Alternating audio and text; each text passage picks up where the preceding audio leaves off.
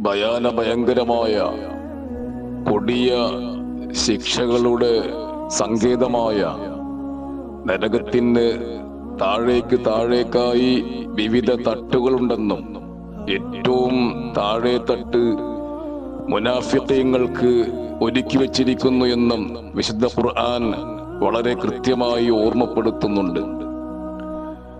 കളവ് പറയുന്നതിൽ തീരെ ശ്രദ്ധയില്ലാതിരിക്കുക, വിശ്വസിച്ചാൽ വഞ്ചിക്കുക, വാഗ്ദത്തം ചെയ്താൽ ലംഘിക്കുക, ഇവയൊക്കെ മുനാഫിഖിന്റെ കപടവിശ്വാസിയുടെ ലക്ഷണമാണെന്ന് അഷ്റഫുൽ ഖൽഖ് സ്വല്ലല്ലാഹു അലൈഹി വസല്ലമ തങ്ങളും നമ്മെ ഓർമ്മപ്പെടുത്തുന്നു.